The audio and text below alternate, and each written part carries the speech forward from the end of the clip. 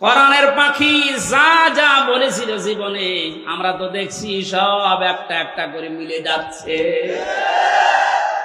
উনি বলেছিলেন জালেমদেরকে দেশে ইঁদুরের গর্ত তোমরা পাবে না, ঠিক পাচ্ছে না? ইঁদুরের গর্তে জায়গা আছে ওদের। বলেছিলেন যে এই দেশে নাড়া দেওয়া হবে, দিল্লি মামুগার বাড়ি গিয়ে পড়বা, একেবারে তাই পড়িস। 3 নাম্বার ওনার একটা স্বপ্নের কথা মাঝে মাঝে বলতেন, এই দেশে জালেমদের নাকের উপরে কোরআনের পতাকা পতপত করে উড়বে। এই স্বপ্ন বাস্তবায়ন হবে ইনশাআল্লাহ।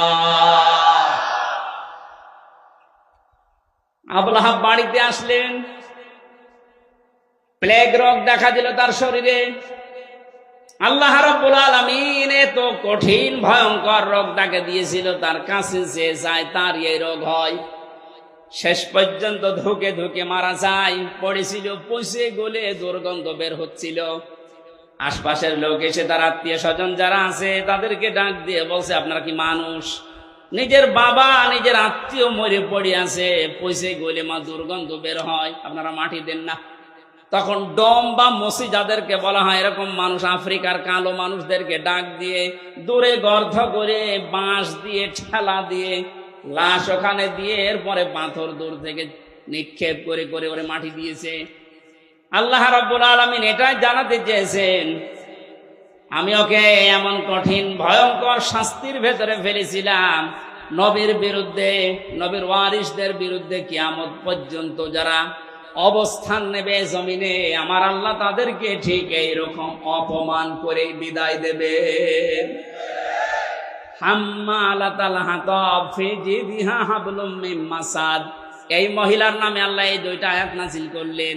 এই কারণে পৃথিবীতে যত মহিলা নবীকে কষ্ট দিয়েছে তার ভেতরে এই মহিলা 1 নাম্বার। এত বেশি কষ্ট দিত নবীকে, তার স্বামীকে সাহায্য করে করে। যেখানেই নবীজি দাওয়াত দিত, সে তার স্বামীকে নিয়ে বলতো, ওই পাগলের কথা শুনবা না। লোকজন এসে বলতো, আমরা তো পরিচিত না, পাগল বলেন কি এই লোকটা, আপনারা কে? তখন পরিচয় দিত, এইটা ওর চাচা আর আমি ওর চাচি। জোরে বলেন নাউজুবিল্লাহ। বিশ্বনবী সবচাইতে বেশি কষ্ট পেয়েছিলেন এই 2 জনের দ্বারা ইসলাম প্রচার করতে গিয়ে। এই জন্য আল্লাহ আবু জেহেলের নামে কোরআনে আবু জেহেল নামে কোনো সূরা দেয়নি। আছে সূরা আলাকের ভেতরে আবু জেহেলের নামে একটা সূরা, একটা আয়াত আছে শুধু। আর এই লোকটার মানে এর বড় চরিত্র এত খারাপ ছিল, এত কষ্ট নবীকে দিয়েছে, আল্লাহ নিজে তাদের নামে আয়াত নাজিল করে না, শুধু পুরা সূরাটাই নাজিল করে দিয়েছে। আমাদের শিক্ষা নেওয়া লাগবে, আগামী পৃথিবীতে বিশ্ব নবীর নামে কোনো উল্টাপাল্টা কথা যেন কেউ না বলে। নবী তো নেই, নবীর ওয়ারিসরা আছে। কথা বলেন না কেন?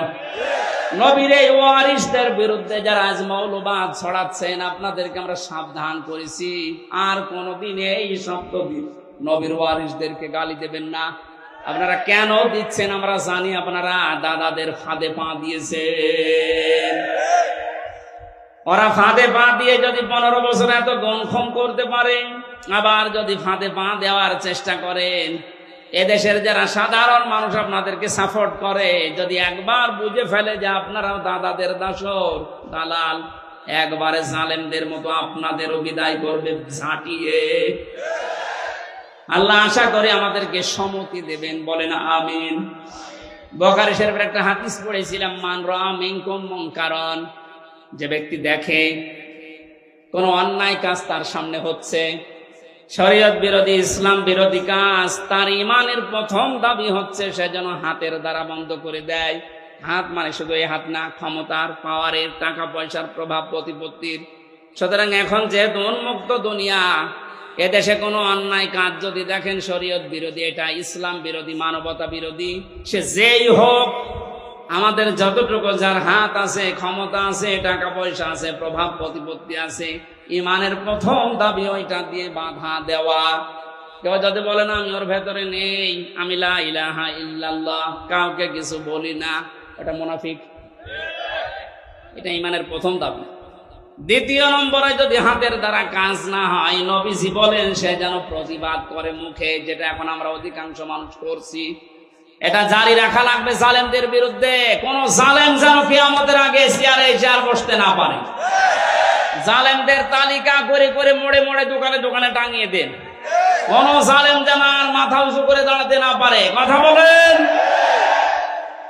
এটাও যদি আমরা না পারি, শেষ পর্যন্ত অন্যায় দেখে যেন অন্তত ঘৃণা করি, অন্তর দিয়ে আর এটা চেষ্টা করি কি করে এটা বন্ধ করা যায়। যালিকা দাফুল ঈমান, নবীজি বলেন এটা ঈমানের একেবারে সর্বনিম্ন পর্যায়। এইটাও যদি না থাকে বুঝবা তোমার ঈমান নেই, তুমি একটা বেঈমান। আল্লাহ আমাদেরকে যেন বেঈমানের খাতায় নিয়ে না যায়। ঈমানের এই তিনটা স্তরের যে স্তরে আমরা পারি, প্রথমটা পারলে তো ফার্স্ট ক্লাস, দ্বিতীয়টা পারলে সেকেন্ড ক্লাস, শেষেরটা পারলে থার্ড ক্লাস। অন্তত যে কোনো একটাই তো থাকতে পারি নাকি? আজকের এই কাজটা যেহেতু একটা ভালো কাজ, কোরআন প্রচারের কাজ, তাআওয়ানু আলাল বিররি ওয়াত তাকওয়া, ভালো কাজে একে অন্যকে সাহায্য করো। আপনারা নিজেরা করেননি, ওরা করেছে, ওনারা সাহায্য চাচ্ছে, আপনাদের সামর্থ্য মতো দিয়েছে। এখন যারা যাচ্ছে ওদের কাছে অন্তত এই আয়াতটা মেনে নিয়ে কিছু সর্বশেষ একটু দিয়ে যান।